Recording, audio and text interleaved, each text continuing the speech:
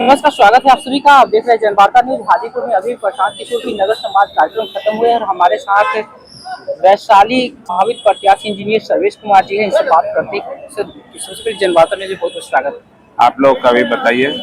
आज जनसंवाद कार्यक्रम किए हैं और प्रशांत जी कंधा लगाने की बात किए हैं। कहाँ तक कंधा लगाए हैं और बिहार बदलाव यात्रा आपका कहाँ तक पहुँचा है? आपने देखा होगा कि कहाँ तक मैं कंधा लगाया हूँ, नहीं लगाया हूँ। हमसे बड़ी बाइक रैली कोई किया है आज तक? हमसे ज्यादा जनसभा वैशाली जिले में कोई किया है? नहीं किया है।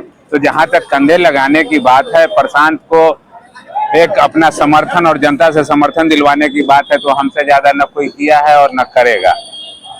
बदलाव की मुहिम में लगातार आप सक्रिय है, ऐसे में वैशाली का जो बदलाव है, कहाँ तक बदलाव संभव होगा? देखिए, वैशाली की बदलाव की बात नहीं है, एक कलेक्टिव पूरे बिहार की बदलाव की बात है और सभी जगह का हाल वही है। वैशाली हो या पूरे बिहार के बाकी जगहों की बात करें, सबसे बड़ा मुद्दा है कि शिक्षा की नीति जब तक सही नहीं होगी, आपका रोजगार नहीं बढ़ेगा, रोजगार सृजन नहीं होगा, आपका व्यापार नहीं बढ़ेगा। सब कुछ कोरिलेटेड है। इसलिए सब प्रशांत जी ने भी अभी कहा है कि हम शिक्षा को दुरुस्त करेंगे। कैसे दुरुस्त करेंगे उसका भी रोड मैप दिया है, आप सुन रहे होंगे, समझे होंगे।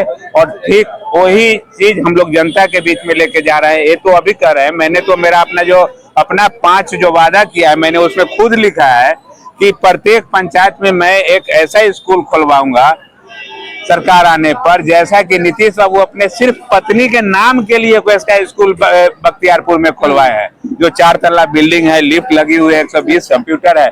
तो कहने का मतलब कि एक एक करके जब तक आप शिक्षा के लिए रोड मैप तैयार नहीं करेंगे, आपका व्यू नहीं होगा।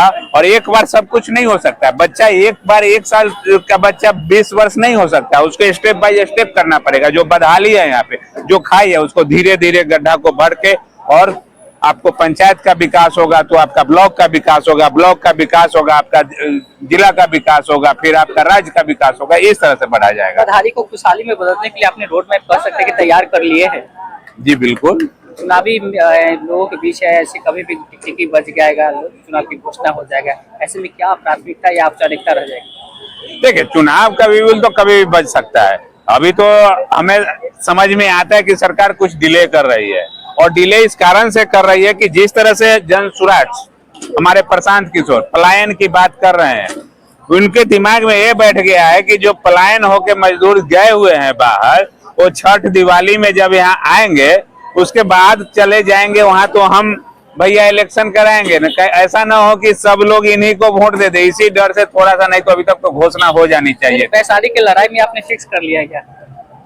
मैं तो अपने आप को क्या कहूंगा, आप जनता से जाके पूछिए कि मैं क्या किया हूं, नहीं किया हूं। आपको जनता बताएगी कि इंजीनियर सर्वेश कुमार क्या कर रहे हैं, कैसी बातें कर रहे हैं। वो हमारे पीछे जाके देखिए कि हम उस चीज में फिट बैठते हैं कि नहीं बैठते। सिर्फ मैं एक कदर, और सबसे बड़ी बात है कि मैं जानता हूं कि अगर मैं वैशाली का बेटा हूं, अगर मेरे अंदर ईमानदारी है, मेरे अंदर कर्मठता है वैशाली के लिए, मेरे अंदर सोच है अपने जिले को, अपने क्षेत्र को विकास करने के लिए, तो मुझे प्रशांत जी जरूर रिवार्ड देंगे कि भैया आप जाइए, वहां से लड़िए और आप जीत के आइए और हमारा कंधा मजबूत कीजिए, साथ साथ वैशाली का विकास कीजिए।